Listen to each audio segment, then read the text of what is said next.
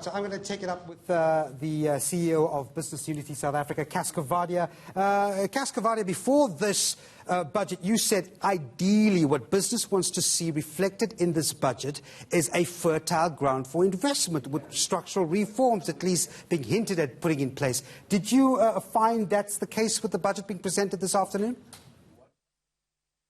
No, quite honestly not. Look, I think National Treasury, the Minister, sketched our situation very honestly and gave a very honest assessment of the crisis we are in, and kudos to him for that. But I think, let's be quite clear, debt is going up, the revenue shortfall is going up, we borrowing 2.1 billion rand a year, we keep putting money into projects that have absolutely no possibility of a social or economic return, whether that is money we're borrowing or whether it's money we're reprioritizing. The bottom line is that we then reprioritizing from other expenditure items that could benefit the public and particularly the poor. And it's quite clear from the budget and from the situation we are in that government cannot lead economic growth. We just don't have the resources as a country for that. And so it's going to have to be a private sector-led economic growth.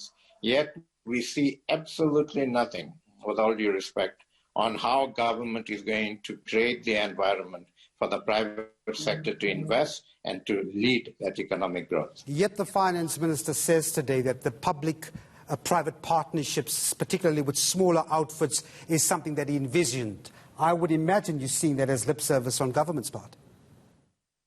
Well, look, I think social partners have actually met in the last few months. We worked very well to respond to the COVID crisis. We reached agreement on a document that itemized immediately deliverable actions that the government could actually undertake, but those haven't been done. And the bottom line is that, again, we find ourselves in the unfortunate situation where commitments are made and there's absolutely no confidence that those commitments will be met. And that is not a good situation to be in.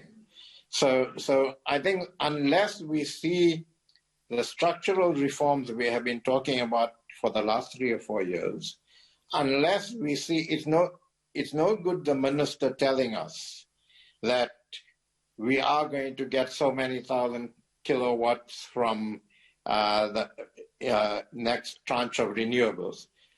What I want to hear is that the RFP for the next tranche of renewables has now been issued, and we can bid for that.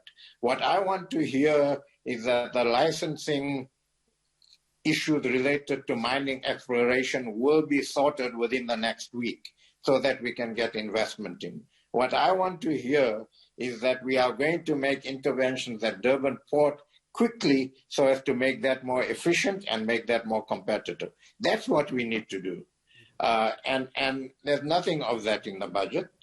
And with all due respect, with all the best efforts from Treasury, I think we find ourselves in a situation where unless government aligns behind the president, and they take the hard decisions and actions that need to be taken to enable the private sector to invest, we are not going to make any progress out of the hole we find ourselves in. Dates, timelines and deliverables. You've been asking for that for a long time. That's Coovadia there from Business Unity South Africa.